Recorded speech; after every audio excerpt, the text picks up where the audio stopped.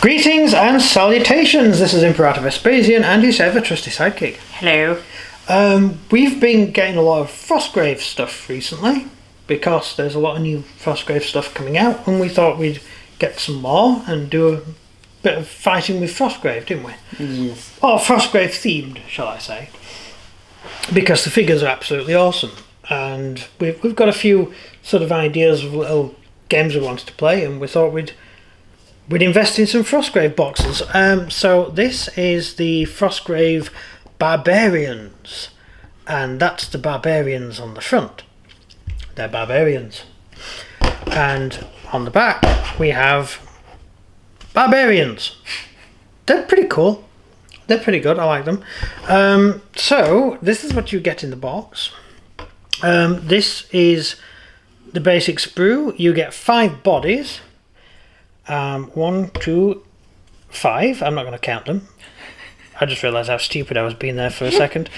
Right, and on the back, the Barbarians are all wearing very, very nice cloaks of wolf skin or bear skin or possibly fox skin. I don't know. Hamster skin. They could have hamster skin boots, possibly. I don't know. The Barbarians. You never know what Barbarians are going to do. The bodies are pretty good. They're a lot more moving. They're fluid. And they're doing more stuff. Yeah, they're doing more stuff in their poses. Sort of lunging and moving forwards a bit, which is better than the... was it the Zulu cultists? Not cultists. Zulu Indians. We've got. Yeah. Called Zulu Indians. They're sort of barbarian tribesmen, and they're all sort of just standing still. Yeah. They're not doing anything interesting whatsoever. So you might want to get some Zulus and swap the heads over, because the Zulus look better. So these are that's the bodies, right? Barbarian heads. We have one awesome collection of heads. That is the guy straight out of Skyrim. That's the guy who gets a hammer on his head in Conan the Barbarian. You've got all sorts of lovely little heads, and it's worth getting this box because it will give you awesome spare heads. Because you always need spare heads when you're doing things. You know, you're putting something together, you say, I need a head with a strange beard. Yeah. And I have a box full of heads, and it's amazing how often they come in really handy. And I've had one head actually. I haven't got the figure here sadly, but he looks absolutely awesome, and it's out of one of the workshop that does games boxes for the Marines that do fighting space. Yeah. Those guys. And the head was awesome, but it wasn't any good for what I was doing, because I was doing Space Wolves. I mean, men who wear wolf stuff in space. Wolves. Yeah.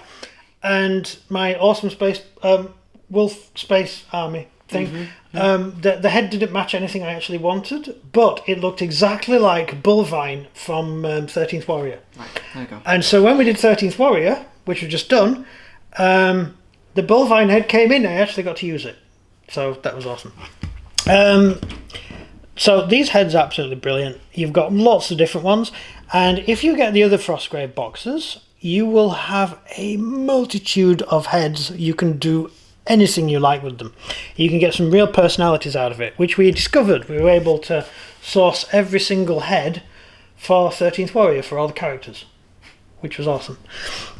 Weapon wise, a bit stylized, I would say, the weapons, very much out of a video game. Very Dungeons and Dragons-y, but video gamey. So we have the nice big axe, which is a bit like the orcish axe from Skyrim. Then we have a warhammer, something that was never really used in the real world. A normal spear, which is a bit boring. Another hand axe. We have some throwing axes, which is a very nice little collection, and some throwing daggers as well.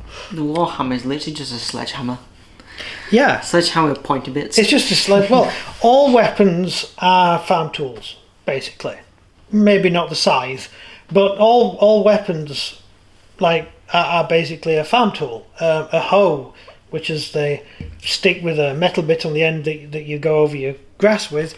You dig out with. That's a spear. And so I think evolution of weaponry, especially for peasants and barbarians was probably you just take something completely normal and turn it into a weapon. I mean, an axe like this one could be used to cut wood. You could also use it to cleft your enemy in twain. You get a big sweeping brush, snap it in half, you got a spear. Well, that'd be a half staff. A half staff. Yeah. A half staff. Yeah, it's a short length of wood with a sharp end, which is pretty cool. The samurai. An arrow then. The samurai. The Japanese monks used sticks called bows, B-O, which was basically a length of wood, which was very good at killing people because it's a huge length of wood. Yeah. And you just hit people with it really hard. It doesn't matter if they're wearing armour. You're carrying a tree around with you. Yeah. You're just hitting people with a tree. Very efficient. Yeah. So you can spend all that money having a blade folded 15 times from the greatest weaponsmith in Japan, and this monk comes along and hits you with a tree. So that's life. Just does that sort of stuff to you. So we got the throwing blade, throwing knife in hand there, and then you've got the throwing knives you can have around his belt. Quite a few throwing axes as well, which is awesome, and you can swap that hand out for a throwing axe. See the hand for the bow? He put the throwing axe in it to make it look like he's throwing an axe. See? So yeah, they're pretty cool. I like them. Some of them are two-handed. The spear is two-handed, so you have one hand holding and one hand sort of supporting the spear. Same with that one, and the same with the large battle axe, which is awesome. They're quite nice. Some figures that we've already done are these guys. I have to adjust the camera. These are chaps that I've already put together. Wasn't really sure on the basing for them because all our Frostgrave stuff we're doing it on snow with sort of flags and snow, but these particular figures are for our 13th Warrior game, so we won't be using them in our Frostgrave game because they're just for the 13th Warrior game. Yeah. That is Skeld.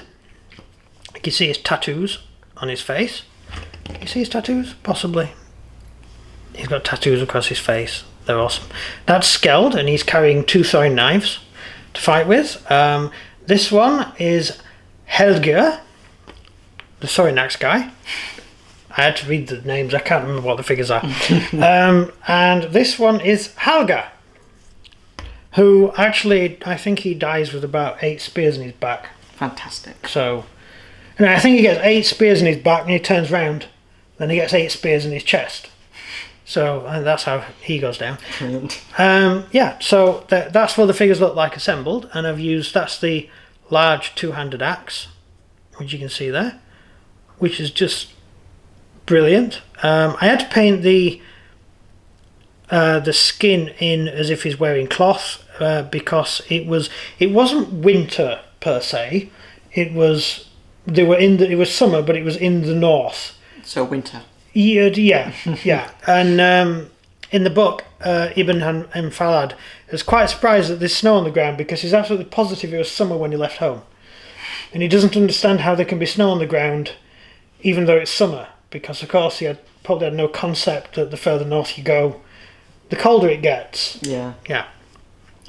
So as I said, with the basing, I wasn't entirely sure. I've used sort of that green because I had loads of it spare from our Vietnam game, because I based all the Vietnam figures in this. So I did them like this. I may change the basing later on to make them match the Frostgrave bases, so you can use them as just normal characters for that game. Yeah. But things are a bit in the air. It's not been that easy to get hold of basic materials, to be honest, because, well, we have the problems that we're having worldwide, and a lot of stuff is getting hard to get hold of. I think it's actually getting worse to get hold of stuff now than it did do before. It's hard to produce it. Yeah. I'd have thought it would have lifted off a little bit, but that's life. So that's what the figures look like when they're assembled, and he's got all the throwing axes. So he's actually quite cool. He gets to throw axes at people. that's it. That's the end of the video. Do you do the outro thing? Thank you very much for watching this video. Please leave a comment down below about what you think of the figures, and subscribe and hit that like button. Anything else? Isn't all that stuff kind of redundant? Well, no, because like it's supposed to like engage with the audience a bit more, so they can like have their opinions heard. Well, if they're about stuck, certain things. if they're stuck with our channel this long, they must like not mind all this stuff we do. What happens if it's a noob?